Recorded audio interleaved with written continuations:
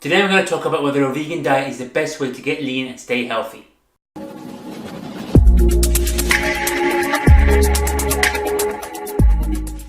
Hi, this is Dr. Hood, medical doctor, here to help busy working people correct their metabolism to get lean, get fit by eating more and exercising smartly.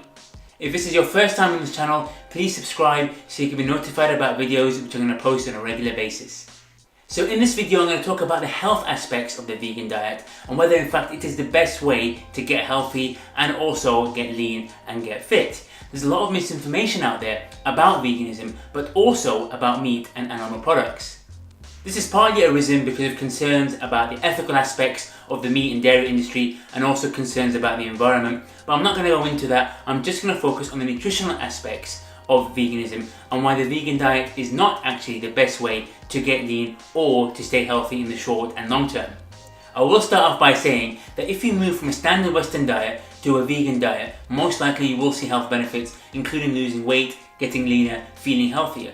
This is because you've moved from a diet which is based around processed carbohydrates, high levels of sugar, high levels of processed vegetable oils and processed meats, to one that's based around whole plants, plant-based proteins, reduced processed carbs. So therefore the effects are reduction in weight, reduced inflammation and overall increased well-being. So a good vegan diet is nutritionally superior to a standard Western diet, even a standard Western diet that contains meat.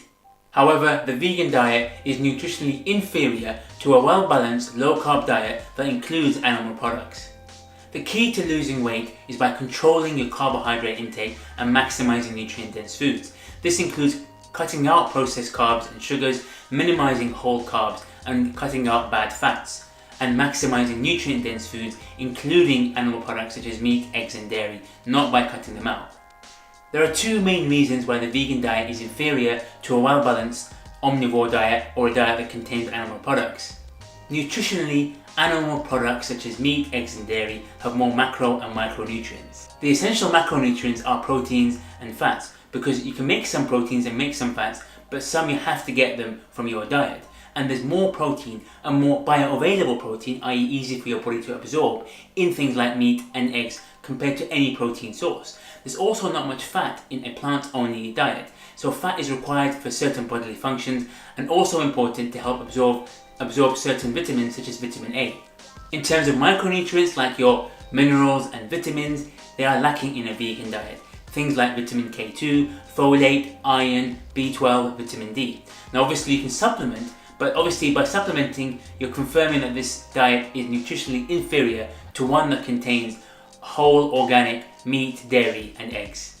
Now you may decide that fine, a vegan diet is nutritionally inferior, but you'll stick to it because it reduces your risk of chronic disease and cancer.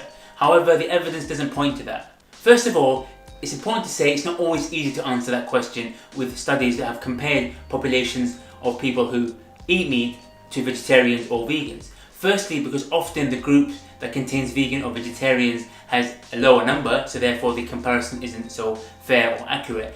And secondly, because of something called the healthy user effect. People who take on vegan or vegetarian lifestyles often have other healthy behaviors such as less smoking, more exercise and less sugar. So is the effect, i.e. reduced heart disease for example, because of cutting out meat, or is it because of cutting out refined grains, sugars and exercising more? An interesting study known as the Healthy Food Shopper Study tried to control for this healthy user effect. It looked at 11,000 people who shopped in a health food store. Now, we can assume that these people are more likely to exercise more, smoke less, eat less sugar. And it compared vegetarians and meat eaters and found no difference in the number of strokes or heart attacks that each group developed. I provided a link for the study in the description below.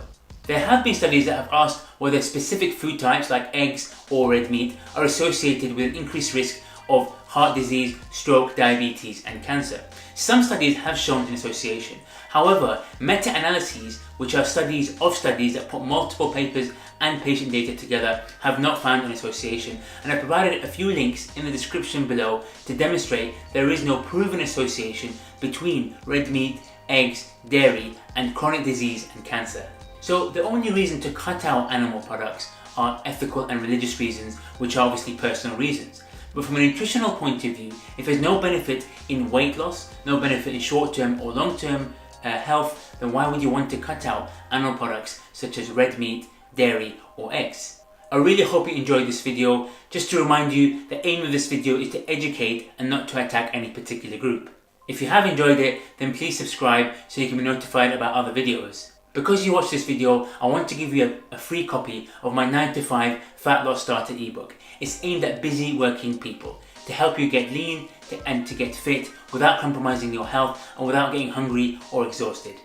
There's a link to the ebook in the description below. See you on the next video.